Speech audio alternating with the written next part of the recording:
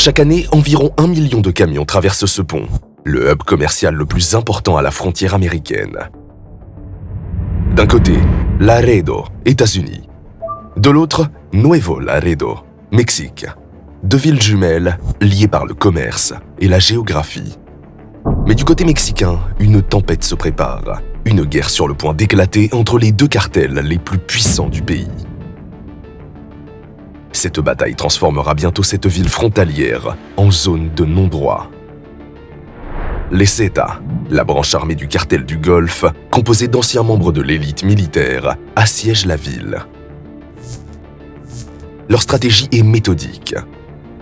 Des guetteurs surveillent chaque coin de rue, chaque quartier est verrouillé sous leur contrôle. Le message est clair, cette ville leur appartient désormais. Leur système de raquettes est implacable. Trafic de drogue vers les États-Unis, vous payez la taxe. Maison close, vous payez. Trafic de cigarettes, d'alcool, pareil. Mais ils ne s'arrêtent pas là. Ils étendent leur emprise à tous les commerces, bars, restaurants, boutiques. Protection contre qui? Contre eux-mêmes. La société civile se paralysera. La police entière de la ville sera suspendue. Le consulat américain devra même fermer temporairement ses portes. Le règne des Zetas ne fait que commencer. Pourtant, un homme refuse de se soumettre. À peine 30 ans, assoiffé de vengeance, il débarque avec des renforts. 300 sicarios, issus d'une alliance redoutable, le cartel de Sinaloa et ses alliés. Sous son commandement, cette unité défie les Zetas sur leur propre territoire. Son surnom? La Barbie. Son regard d'ange peut tromper, mais ce qui ne trompe pas, c'est son parcours. Comment un jeune Américain de classe moyenne du Texas a-t-il pu s'imposer à la table des plus grands caïds du monde entier?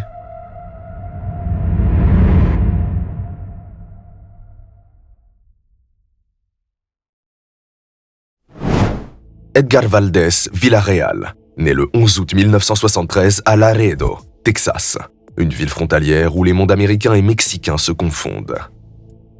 Contrairement aux caïds mexicains qui dominent ce monde souterrain, Edgar est un Américain, un produit de la frontière, élevé dans un quartier modeste mais stable. Avant la guerre de la drogue, les deux côtés de la frontière ne formaient qu'un seul monde. De nombreuses familles avaient des liens de sang de part et d'autre. Enfant, Edgar adorait visiter Nuevo Laredo, ville animée au marché coloré et à l'ambiance mexicaine authentique. Il suffisait de traverser le pont. Il a grandi dans une famille de commerçants de classe moyenne, l'un des 8 enfants. Passionné de sport dès son plus jeune âge, il jouait linebacker dans l'équipe de football américain de son lycée. Un bon joueur, mais sans jamais atteindre le statut de star. C'est à cette époque que son coach lui aurait donné le surnom « La Barbie », en référence à son look soigné et ses cheveux blonds de poupée. Barbie avait un bon sens de l'humour et plaisantait beaucoup, mais pouvait devenir explosif. Le sport servait à le canaliser. Athlétique, populaire et apprécié par ses camarades, il passait ses week-ends dehors, surtout avec sa petite amie Virginia, avec qui il aura des enfants plus tard.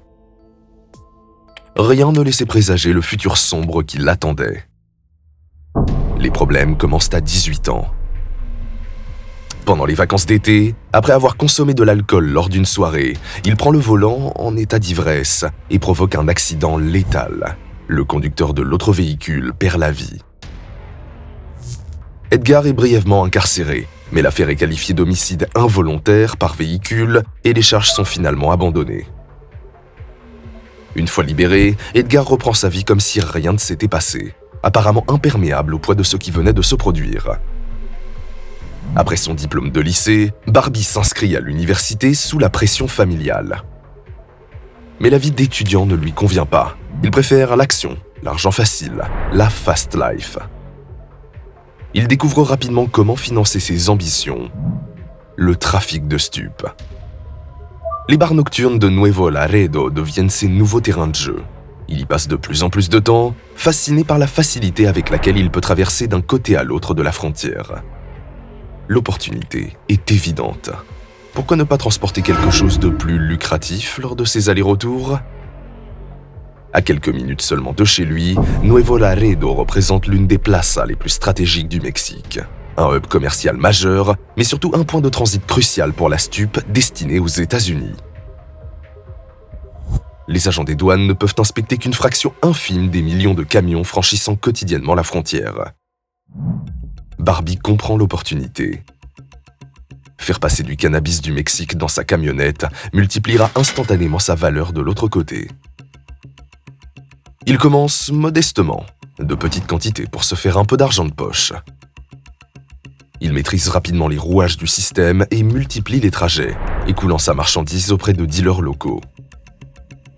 Mais à 20 ans, encore peu expérimenté, il se fait arrêter en flagrant délit pour possession d'herbe.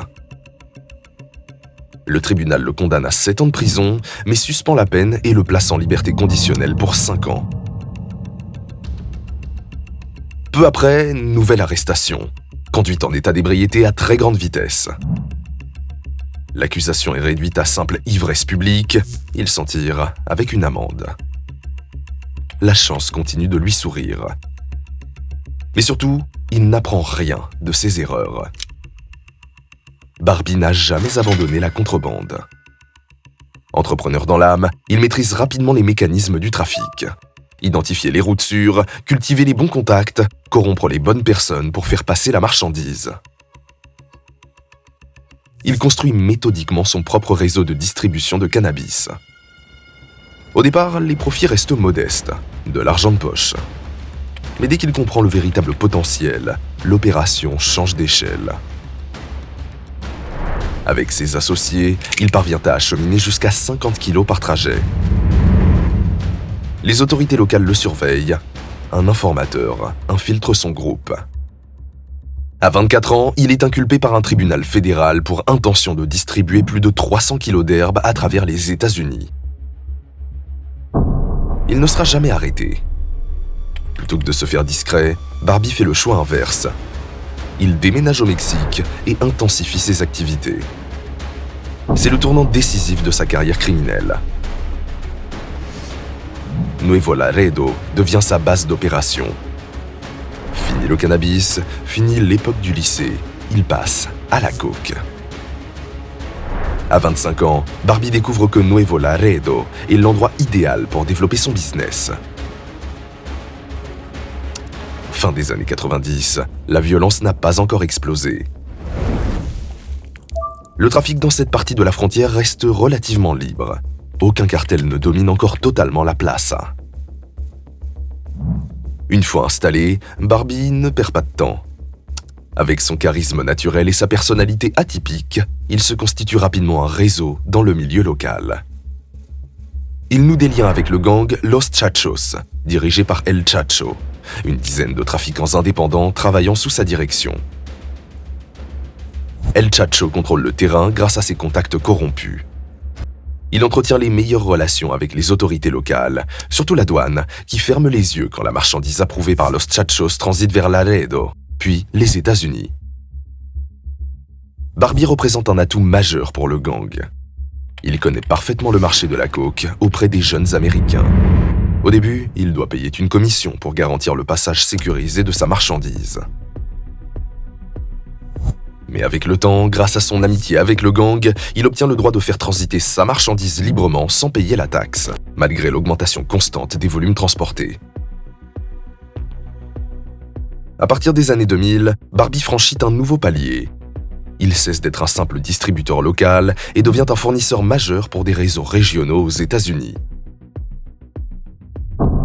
Plutôt que de s'attaquer aux marchés saturés comme Chicago ou New York, déjà dominés par les grands cartels, il opte pour une stratégie différente, cibler des villes plus proches de la frontière, où la concurrence est moindre et les opportunités plus grandes. Memphis d'abord, puis Atlanta.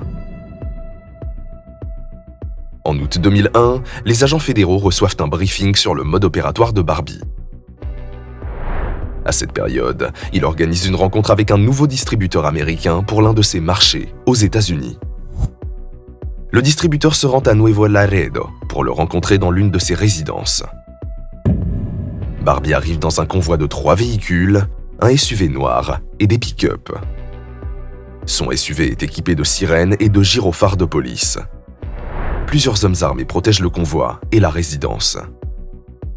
Le groupe se déplace ensuite vers une deuxième résidence, également protégée par des hommes armés et ce qui ressemble à des officiers de police mexicains. Durant la réunion, Barbie annonce avoir 80 kg de poudre blanche dans la résidence et qu'il attend une livraison de 250 kg sous peu, ainsi que des armes de son fournisseur colombien. Il avertit le distributeur de ne pas le trahir ni le doubler, précisant qu'il connaît beaucoup de monde haut placé et qu'il paye grassement le gouvernement. Pour s'assurer de pouvoir réagir en cas de trahison, Barbie exige que le distributeur livre toutes ses informations personnelles, identité, lieu de résidence et détails essentiels avant d'accepter de faire affaire. Cette même année, Barbie organise une rencontre similaire avec 2 clients potentiels de Memphis. Il envoie des policiers locaux à sa solde pour récupérer les clients à la frontière, dans des voitures de police officielles et les escorter jusqu'à lui, entourés de gardes de sécurité. Barbie a soigneusement orchestré cette mise en scène pour impressionner. Il voulait que les gens le craignent, sachent qu'il contrôlait la situation et qu'il était au-dessus des lois. L'un de ses clients, Craig Pettis, gangster notoire, devient rapidement son client principal pour le marché de Memphis. Les livraisons commencent à un rythme régulier. Toutes les 3 à 4 semaines, 50 à 60 kg de poudre colombienne. Barbie tient à garder le contrôle absolu de cette relation. Il protège Craig jalousement et empêche les autres membres du gang de le rencontrer. Ainsi, personne ne pourra lui voler ce client précieux. Il exige l'exclusivité totale.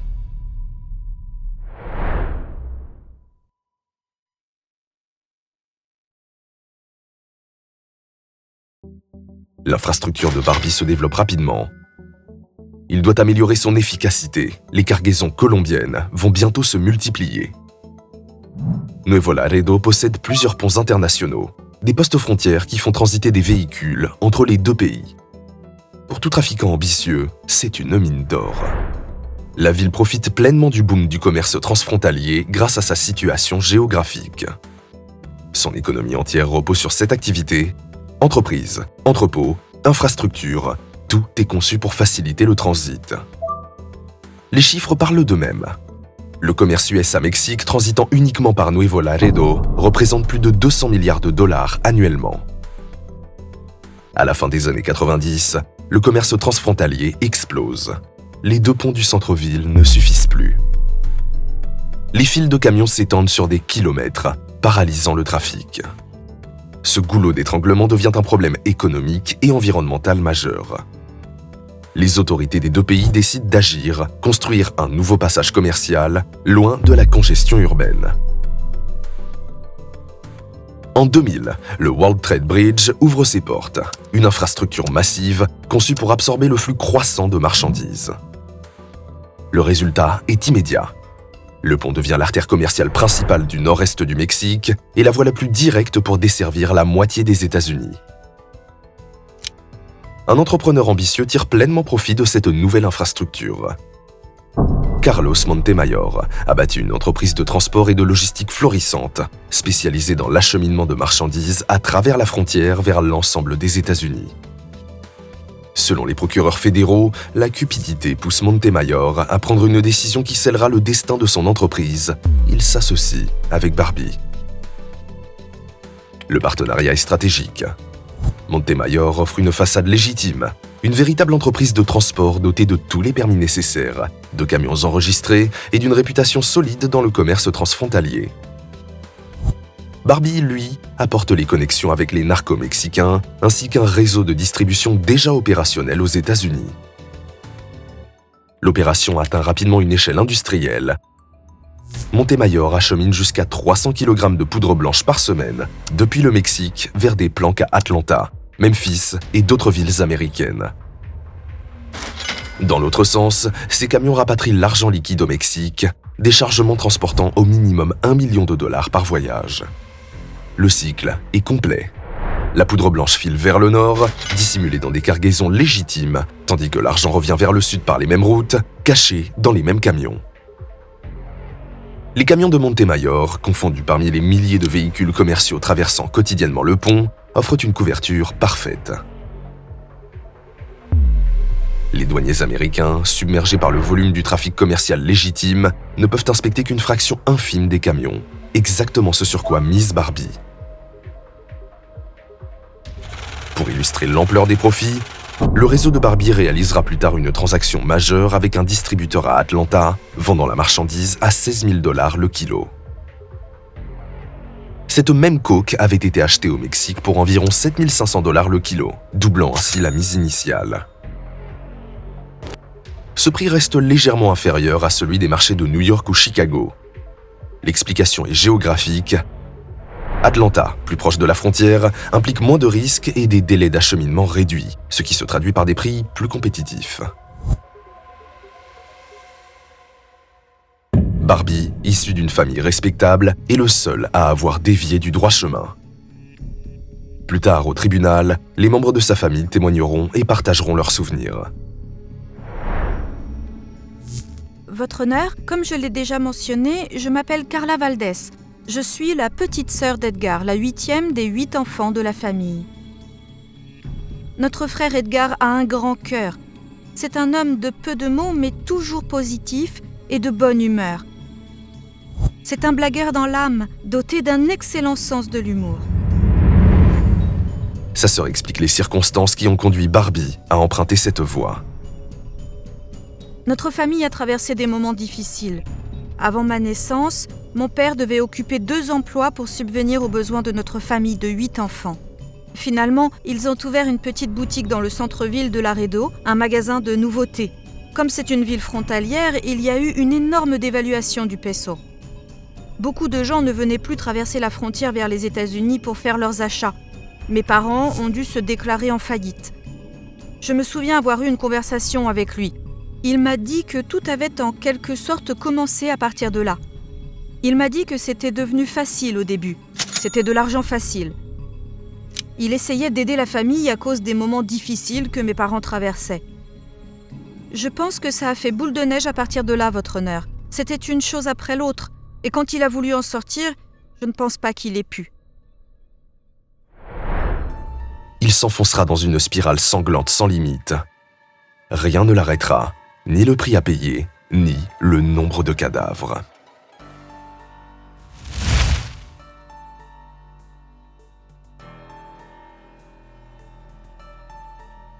Pendant plusieurs années, l'opération de Barbie à Nuevo Laredo fonctionne comme une machine bien huilée.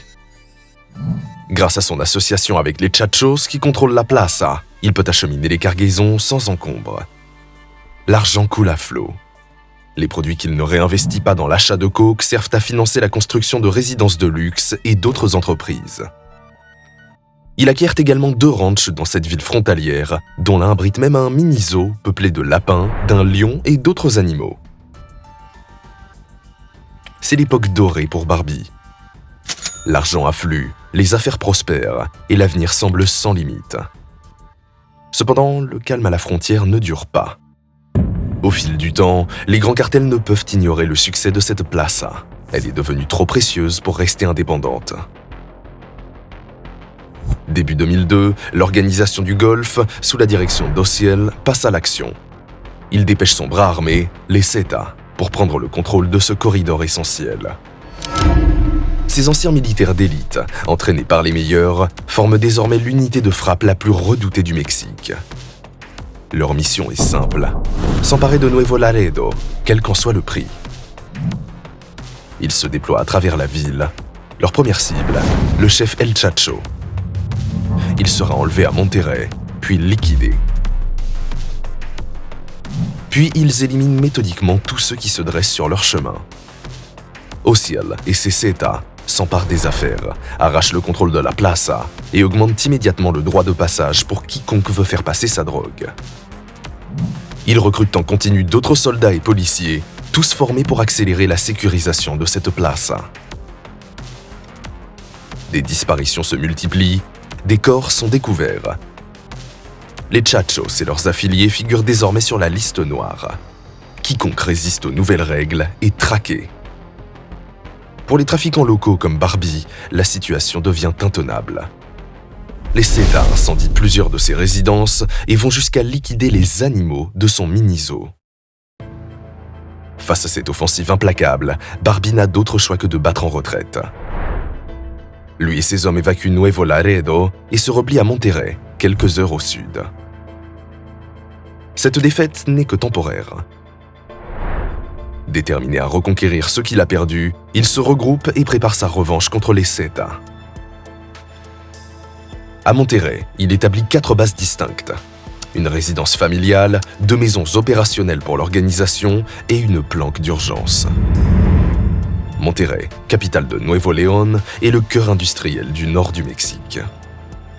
Son importance stratégique est indéniable. Un réseau d'autoroutes le relie directement aux postes frontaliers majeurs du nord-est, Nuevo Laredo et Reynosa.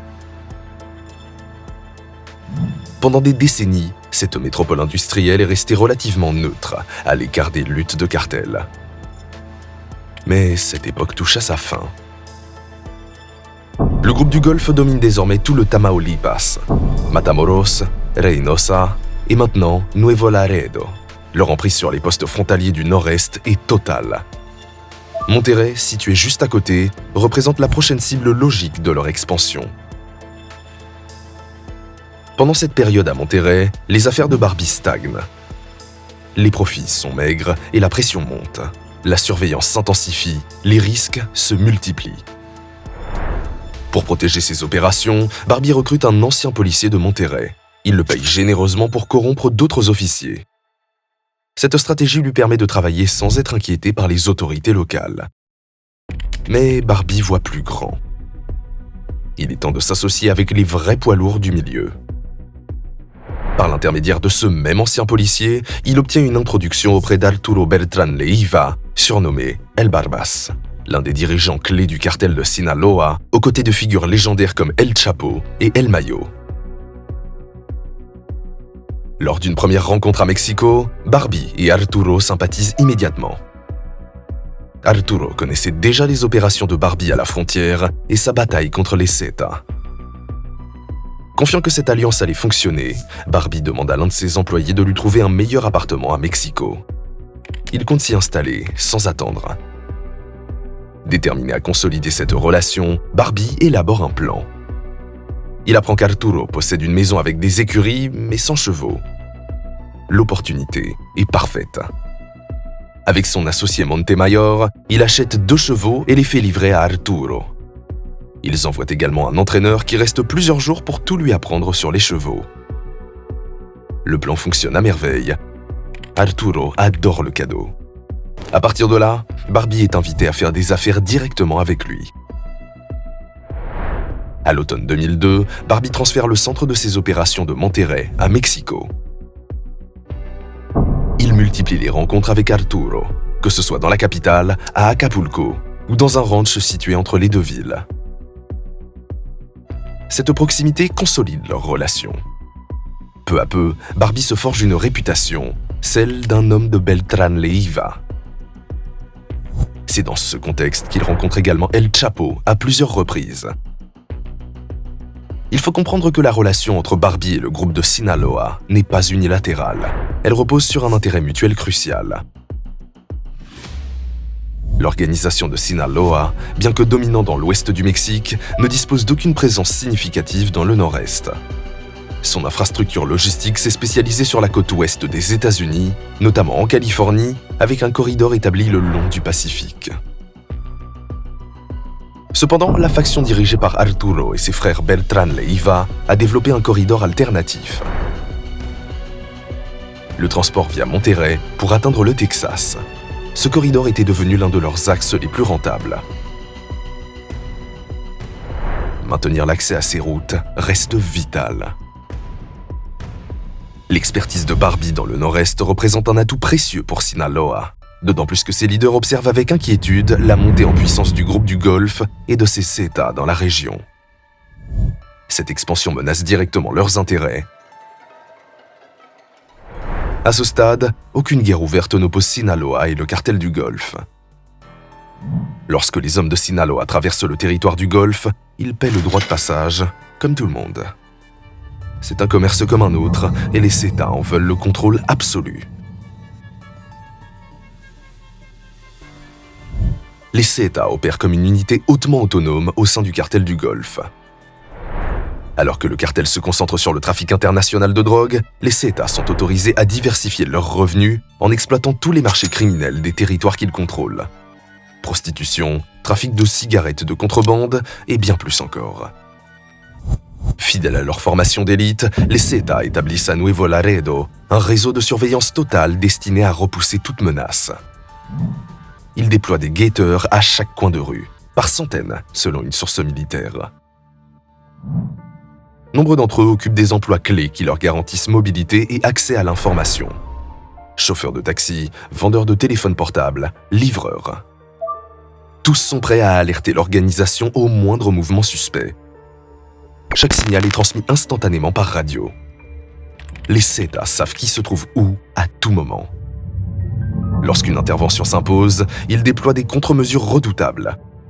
Ils n'hésitent pas à réquisitionner bus, camions et véhicules civils pour bloquer les routes empruntées par l'armée, empêchant ainsi l'arrivée de renforts. Malgré les patrouilles militaires, le contrôle des Zeta sur le territoire reste total. Leurs guetteurs interceptent quiconque tente de pénétrer leur territoire. Rien de tout ça n'aurait été possible sans la corruption systématique des forces de l'ordre. Les Zeta emploient deux tactiques distinctes pour neutraliser la police locale. Premièrement, ils versent des pots de vin directs aux officiers en échange de leur silence et de leur inaction. Deuxièmement, ils recrutent activement certains policiers pour les intégrer dans leur structure organisationnelle, les transformant ainsi en membres à part entière du cartel. Face à ceux qui refusent de coopérer, les Zeta n'hésitent pas à recourir à l'intimidation, aux enlèvements, voire à des exécutions. Cette stratégie garantit que les forces de l'ordre travaillent pour eux plutôt que contre eux. Pourtant, malgré tout cela, le gouvernement sait agir quand il le décide. Fin 2002, Zeta 1, le premier leader des Zeta, est abattu par l'armée mexicaine dans un restaurant. Zeta 3, alias El Lasca, prend la relève en tant que nouveau commandant, tout en restant le bras armé du cartel du Golfe.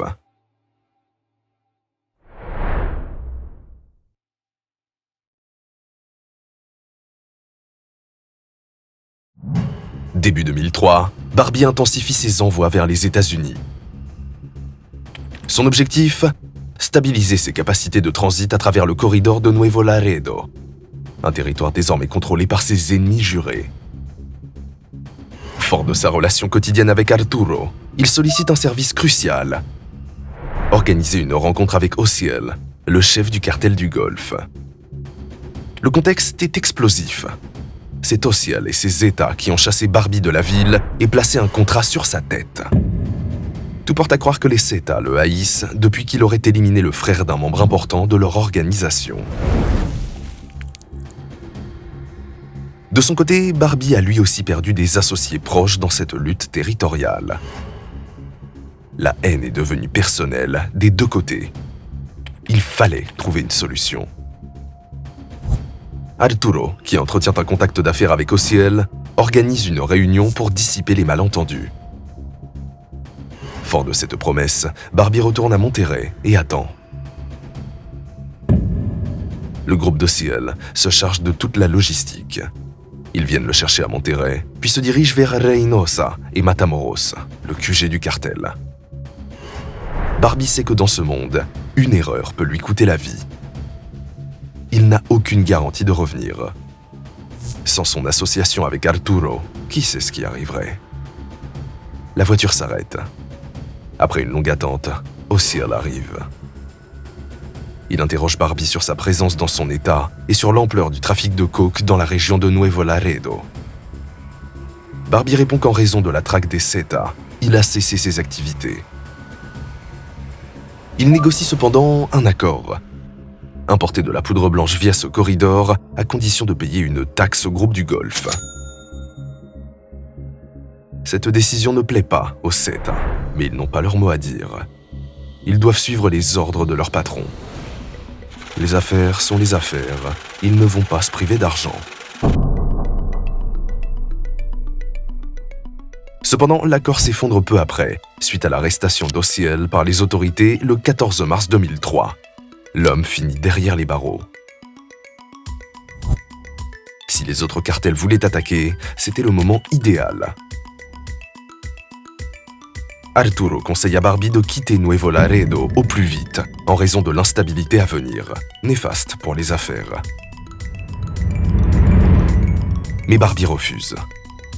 Il a juré de chasser ses ennemis, les Zetas.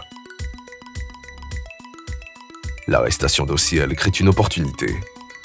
Les trafiquants locaux, dont Barbie et le reste du gang des Chachos, organisent une révolte et refusent de payer la taxe aux Zetas.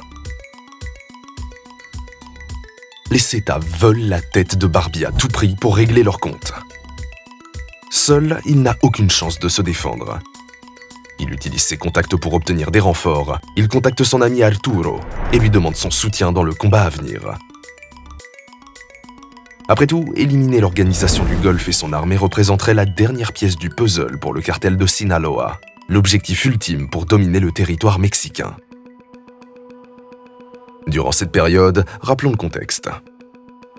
Au Mexique, une fédération s'est formée, regroupant les plus grands caïds du pays, Sinaloa, Juárez, Milenio, entre autres.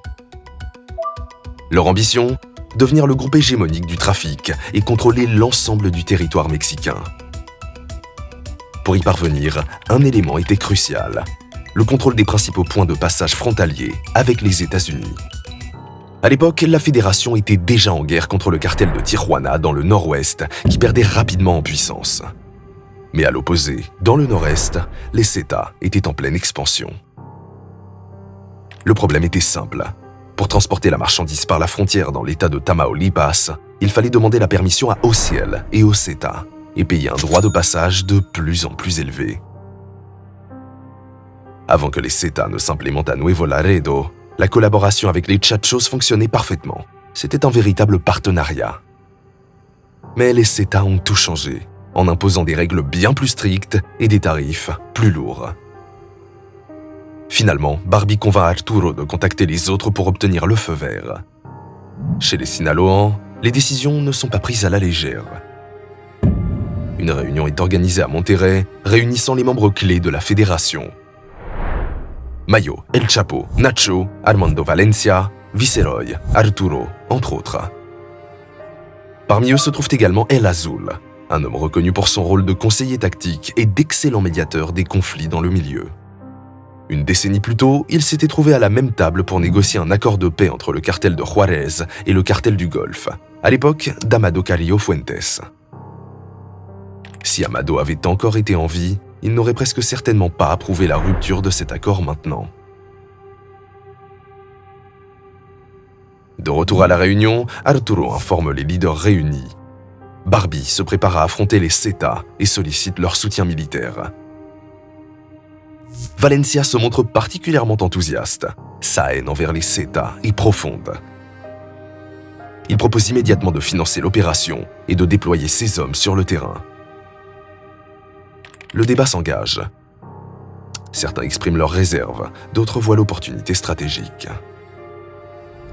Après délibération, le consensus se dégage. L'offensive est approuvée. Rey, le frère d'El Mayo, témoigne de cet événement au tribunal.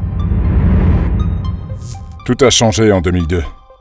Il y a eu des problèmes, parce que la Barbie a éliminé le frère de l'un des chefs des Zetas. Il est allé se réfugier chez Arturo Beltrán Leiva.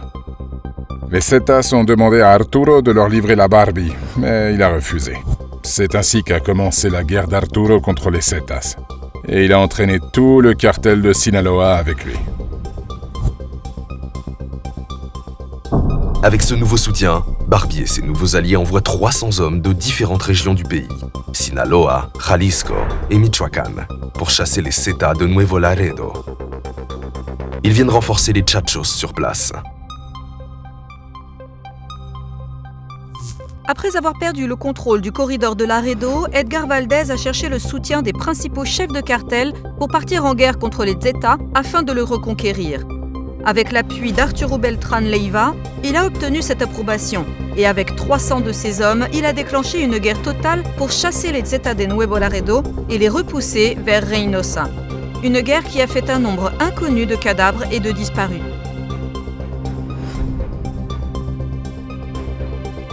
Selon certaines sources, c'est la Fédération elle-même qui aurait initié l'offensive, voyant en Barbie l'outil idéal pour mener ce combat.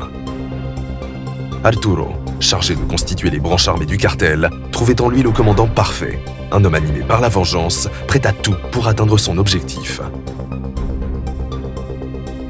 La première version donnait l'impression que c'était Barbie lui-même qui sollicitait le soutien de la Fédération. Peu importe la vérité, les deux camps avaient intérêt à prendre le contrôle de la plaza. C'est ainsi que le combat a éclaté.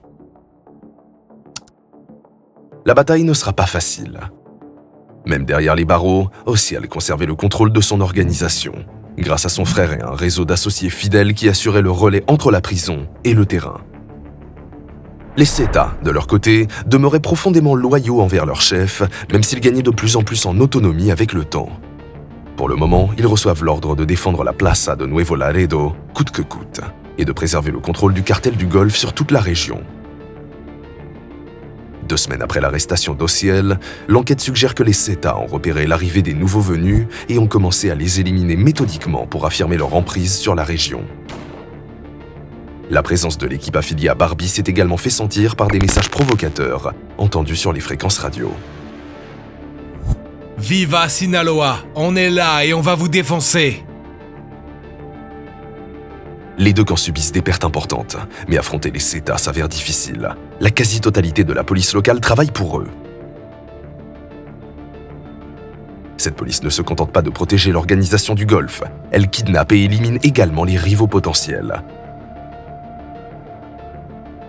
Les alliés comme le cartel Milenio renforcent leurs effectifs et envoient davantage d'hommes à la frontière. Ils louent entre 15 et 20 maisons à Nuevo Laredo pour servir de base d'opération. Une réunion stratégique est organisée à Guadalajara, avec des membres du cartel de Milenio, pour coordonner l'offensive contre les Zeta. Mais les autorités sont déjà au courant.